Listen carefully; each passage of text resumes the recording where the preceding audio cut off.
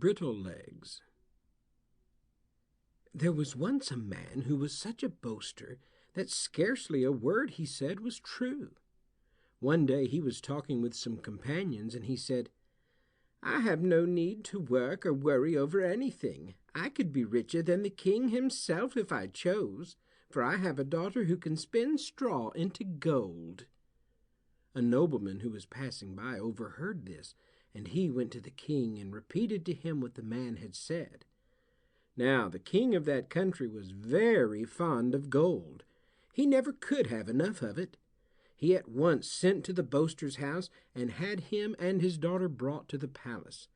They were brought to where the king sat, and the king said, "I hear that you have boasted that your daughter can spin straw into gold. Is that true?" The man was very much frightened when he heard this, but he was afraid to deny what he had already said.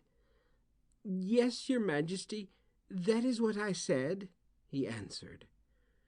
"Very well," said the king. "We shall soon know whether you have spoken the truth or not. I have had a large room made ready for your daughter. It is filled with straw. I will have her taken to it, and if she spins it into gold, you shall be well rewarded. But if she fails, you shall both be punished severely." Both the father and daughter were terrified at these words. They did not know what would become of them.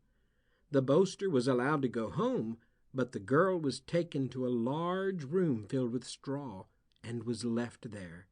She sat and cried and cried. Presently the door opened, and a crooked little brown dwarf came into the room. "Tut, tut, what a noise!" said he. "Why are you crying so bitterly?"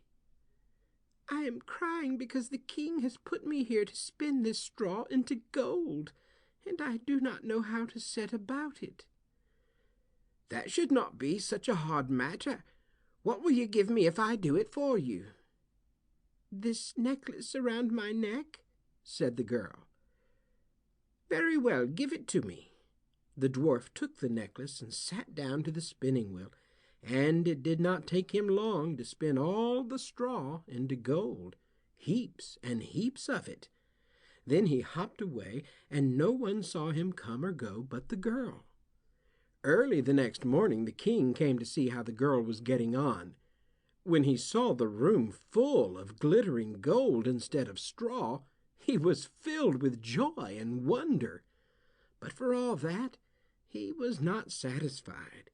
He led the girl into a still larger room, and it, too, was full of straw. "You have done very well," said he, "but I expect you to do still better. Spin this straw into gold for me, and the reward shall not be lacking." Then he went away, leaving the girl alone. She sat and cried and cried. Presently the door opened, and the same little dwarf came hopping into the room. "What will you give me," said he, "if I spin this straw into gold for you?" "I will give you the gold ring from my finger," answered the girl.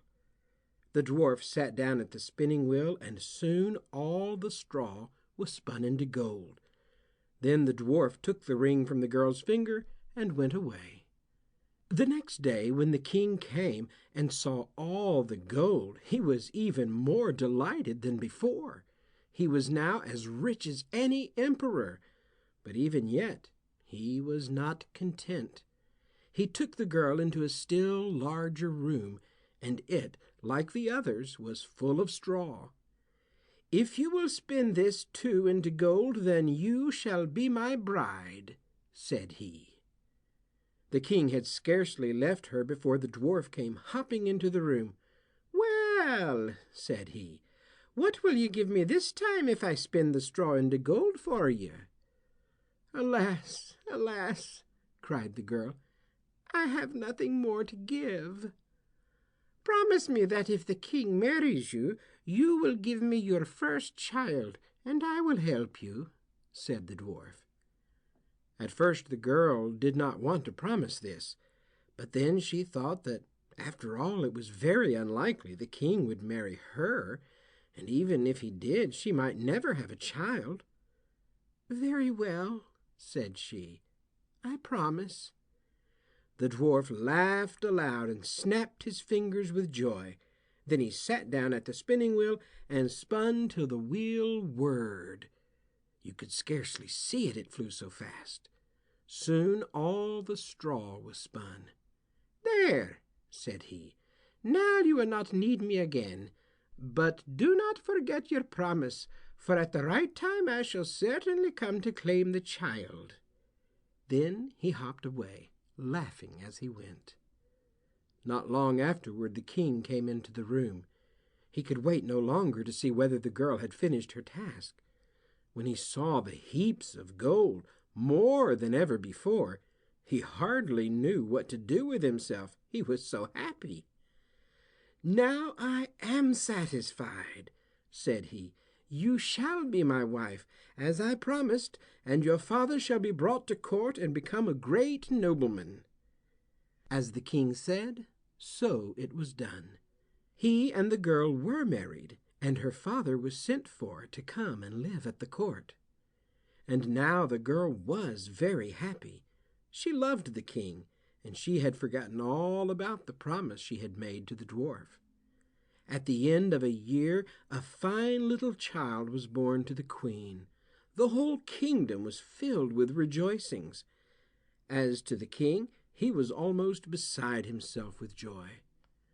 One day, as the queen was sitting by the baby's cradle, the door opened, and the crooked little dwarf hopped into the room. When the queen saw him, she turned as white as paper. "Well," said the dwarf, "and are you ready to keep the promise you made when I spun the straw into gold for you?" Then the queen began to beg and entreat that the dwarf would leave the baby with her and not take it away. She offered him gold and jewels, and even the golden crown from her head, if he would only leave her the child. But no, no, the dwarf had gold and jewels, more than he cared for. It was the young prince he wanted. At last he said, "Listen, I will give you one chance. If within 3 days you can guess what my name is, you shall keep the child. But if you fail in this, then you must give him to me, and no more words about it." To this the queen agreed willingly, for she had no fear but what she could guess the dwarf's name.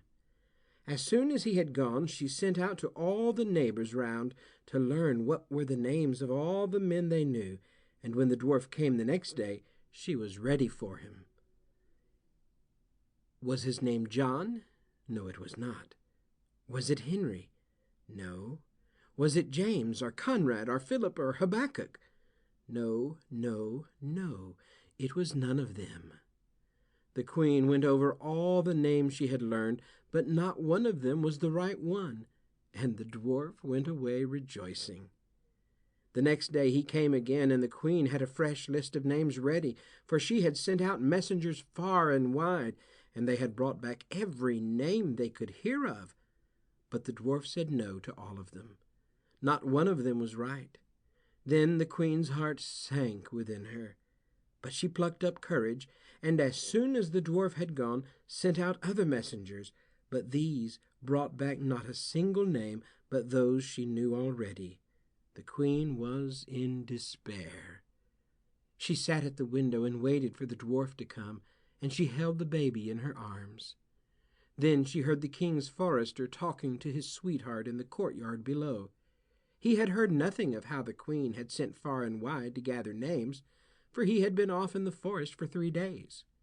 The forester told his sweetheart how he had lost his way in the forest the night before. Then he had come to a hollow, and it was full of rocks, and a red fire was burning among them.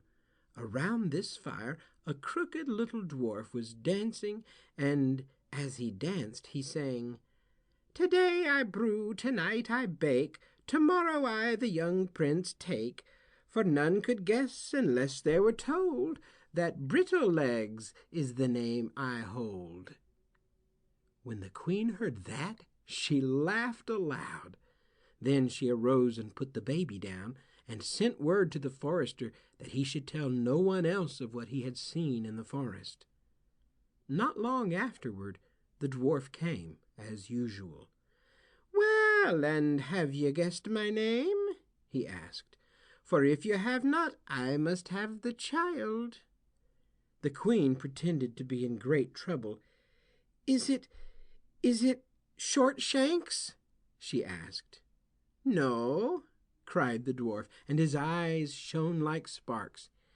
"Is it Long Arms?" "No," shouted the dwarf, and he hopped up and down with joy.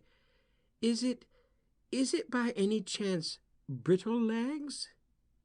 When the queen said that, the dwarf gave a scream of rage.